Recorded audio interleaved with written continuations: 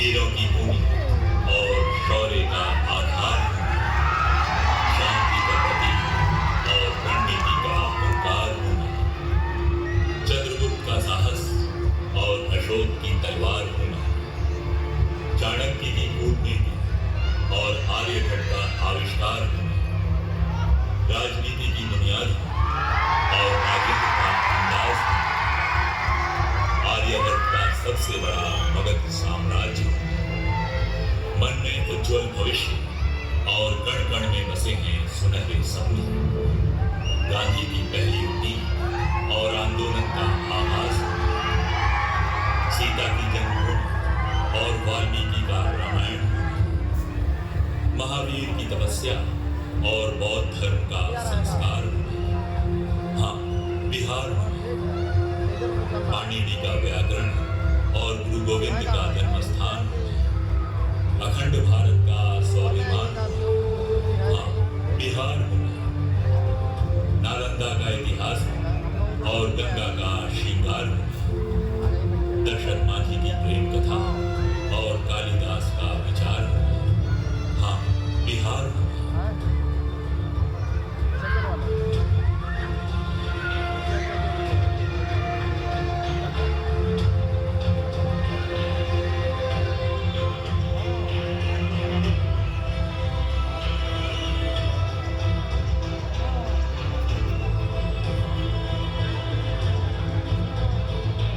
इतिहास के बीते दिनों में तो हम पीछे नहीं लौट सकते, पर ये तो जानने की कोशिश कर सकते हैं कि हमने अपनी यात्रा कहां से शुरू की और कहां तक पहुंचे। तो चलिए केसरिया के इतिहास को समझने की कोशिश करते हैं। बिहार के उत्तर पश्चिम में चंपा अरण्य यानी कि चंपा के फूलों वाला जंगल, चंपारण एक ऐतिहासिक पौराणिक प्रदेश रहा। ऋषि मुनियों का ये प्रदेश, ध्रुव के जन्मस्थान का ये प्रदेश, लव कुश की जन्मस्थली का ये प्रदेश, राजा विराट की राजधानी वाला ये प्रदेश, राजा जनक का ये प्रदेश, अशोक और अशोक स्तंभों का ये प्रदेश, चीनी यात्रियों का ये प्रदेश और गांधी के प्रथम किसान आंदोलन का ये प्रदेश सदा सदा से अपनी पहचान बनाए हुए है।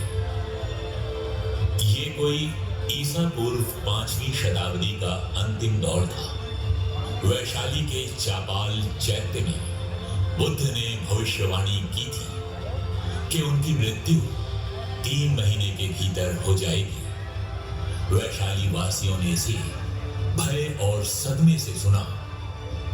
तुरंत पूरा शहर फूट फूट कर रोने लगा, मानो उन पर कोई विपत्ति आ गई हो।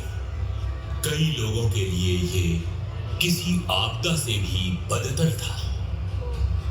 आनंद, उनका करीबी दोस्त, चचेरा भाई और शिष्य अवाक रह गया।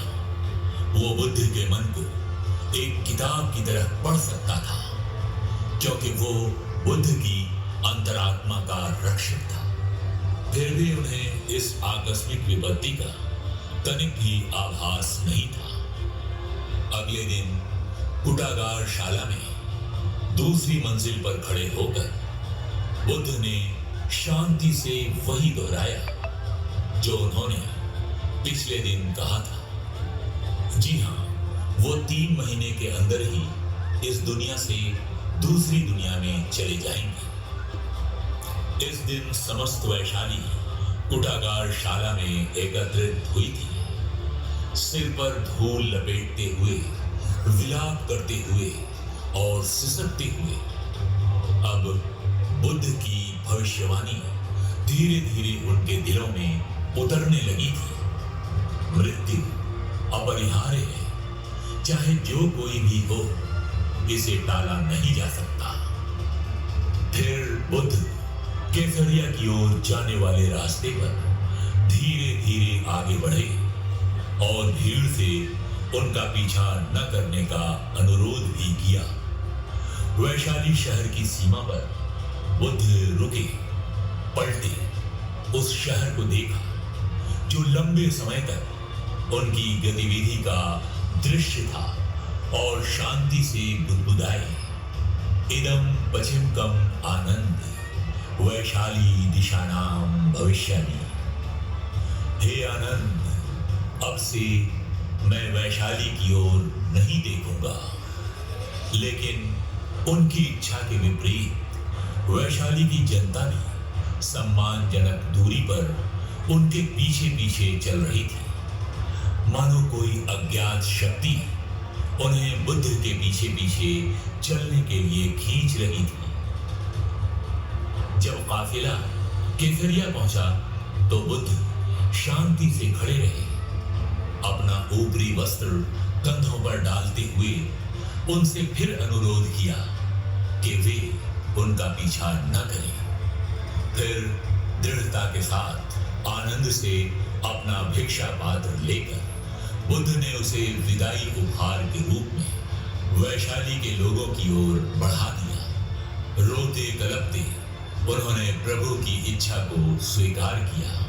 जिस स्थान पर बुद्ध ने भिक्षा पात्र सौंपा था, उस स्थान पर एक छोटा मिट्टी का उद्देसी का स्तूप बनाया गया था। मौर्य काल के दौरान राजा अशोक ने मिट्टी के स्तूप को ईंट के स्तूप में बदल दिया। कुषाण और गुप्त राजाओं ने इसे और बढ़ाया।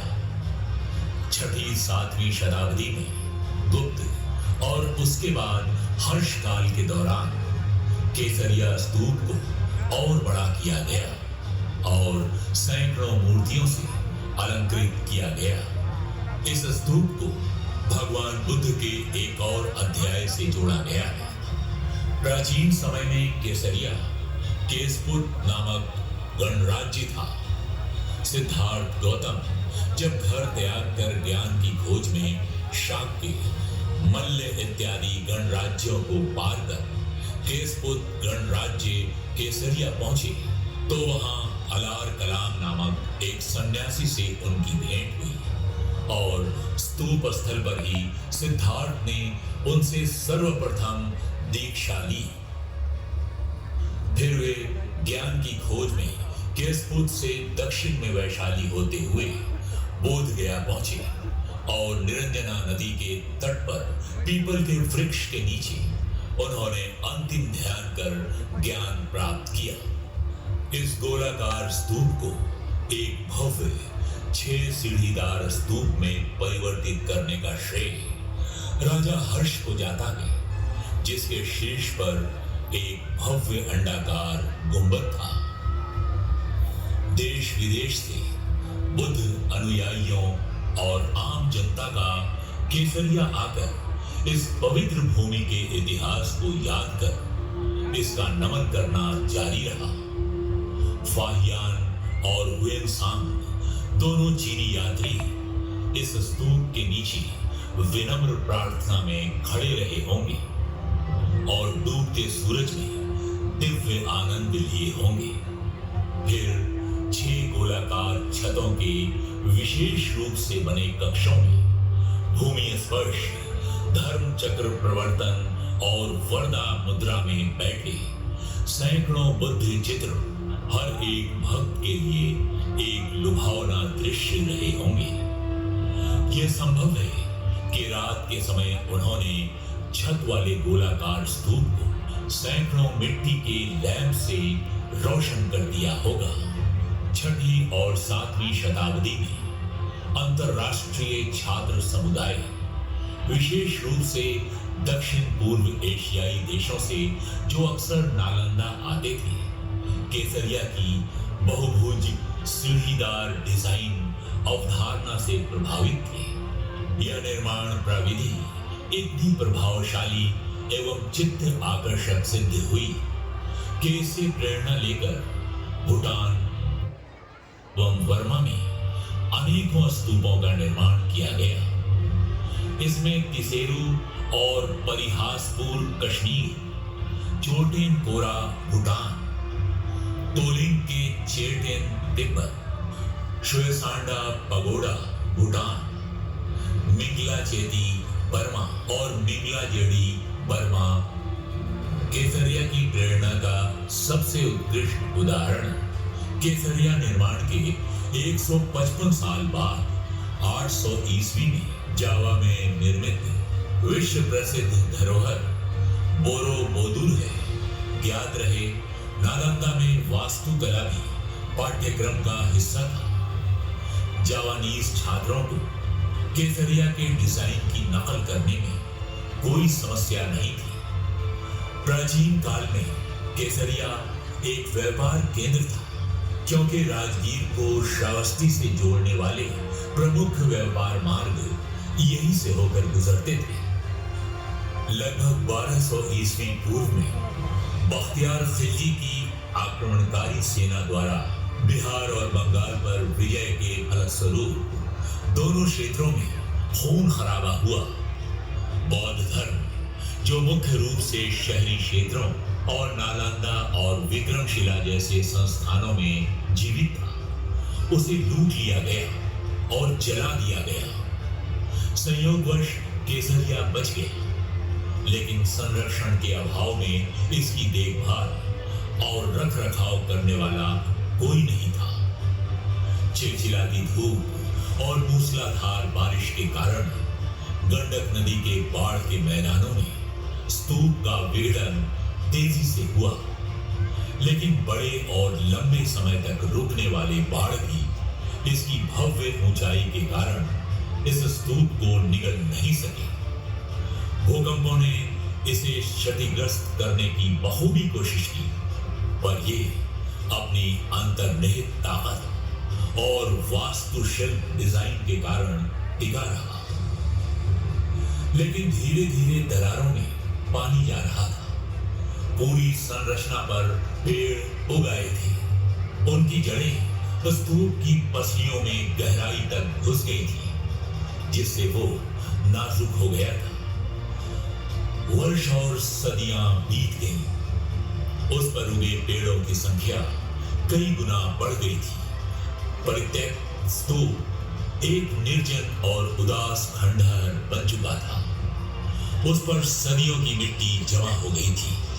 फिर भी इस खंडहर अवस्था में भी आखिरी सांसें गिनते हुए भी ये एक भव्य दर्शनीय स्थल था।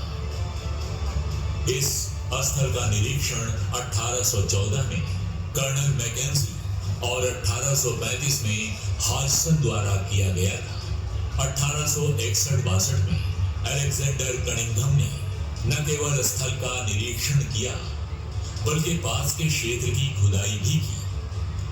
अपने यौवन के दिनों में जब केसरिया और बोरोबुदुर दोनों खड़े थे, केसरिया की ऊंचाई 150 फीट थी, Incoming call from Dr. J. Kumar Kesaria identified by true caller.